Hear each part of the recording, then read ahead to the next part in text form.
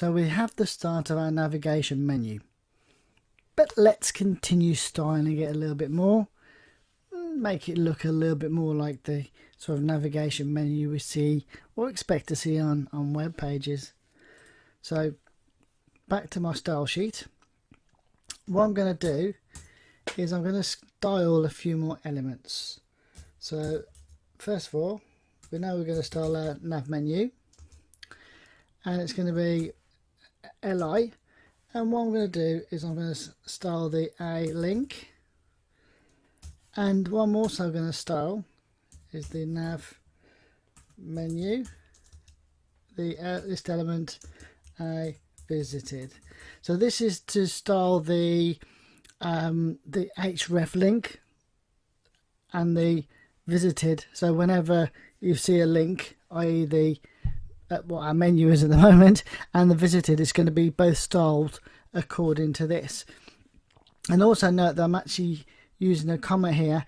You can actually comma separated various elements of the element you're styling, in this case the nav menu li, and you just use a comma, and then they both would use the block that you now create for your styling. So that said, I'm going to style the background color, and in this case I'm going to use aqua just for now. We can always change colors if we need to later on. Next thing I'm going to do is I'm going to display block, display to block, and add some padding of 0.2 em. I'm going to remove the text decoration. I'm going to set it to none. That'll remove the line underneath the link, etc. You know, we're just going to look like some nice text. I'm going to do the font weight, and I'm going to set that to bold, just to give it that little bit more stand out a bit. And I'm going to set some margin, and with margin you can actually set it to be everything, i.e. just 0. You can, in this case I'm going to set everything individually, so top, left, right, bottom and left, or you can say margin left, margin right, or margin minus left, margin minus right, and do individual values. But in this case I'm just going to do all in one go, so 0.2 em and 0. So that's styling the top, right, bottom and left elements, or adding margin I should say. And what I want to do is I want to set up some border radius, and I'm going to have to do this 3 times using WebKit Moz and just the standard border radius, because certain browsers need certain plugins to do this. So Chrome and Mozilla might use different actual plugins to do this, and then some would also just use the bog standard HTML border radius.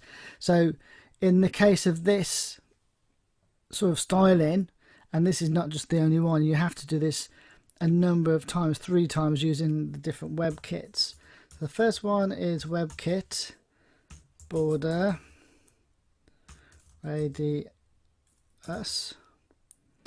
of 3 pixels. The second one is going to be Moz border radius of 3 pixels, and then the final one is just border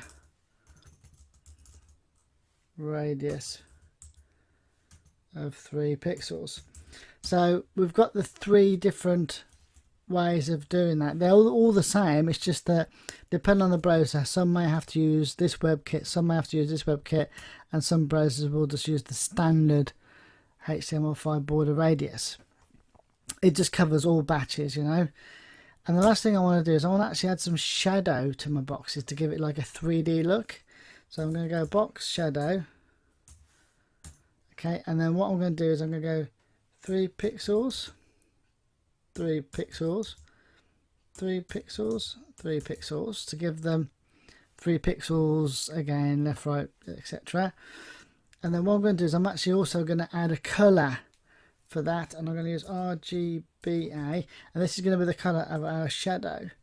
So we're going to go 43, 43, 77, 0.5. Now you might want to actually use a different shadow color. You can. I'm actually using RGBA value to do this. I'm doing it all within the same box. You don't necessarily need to, but just to give you an idea. Done. Okay. So now let me just save that. And let me go back to our web page. And now you can see I've got this nice actual menu box here. All looking lovely. What I'm also going to do is I'm also going to just nav menu A, so the A element. I'm just going to go display of type block and width of 80 pixels. I'm just going to be setting that as standard, so all the nav menu A elements are going to be of display block and have a width of 80 pixels. Again, let's just have a look at that, and all it's done is actually reduced the size of that menu buttons. So there you go. We've actually now changed the menu, made it look a little bit more like buttons, sort of the expected menu bar. So let's move that on further, and we'll be doing some more changes in the next lecture.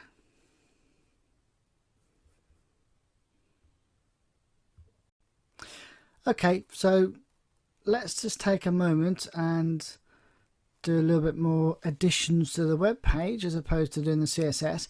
Let's get a logo in there so we can start making it look a little bit more like our web page that we want. So just go back to the index.html. You can see I created and added a logo PNG file here. So all we're going to do is we're going to do an ahref, and then we're going to go just put hash in there to say come back to itself. And then all we want to do is we want to go image, so I see is equal to, just do it logo, close that off, just save that very quickly, come back to our web page, and there we go. We're starting to get a little bit of a feel for our web page. We've got this nice logo there now. We just need to start tidying up a few things to make it all nice. Start to make it feel a little more like a web page that we want.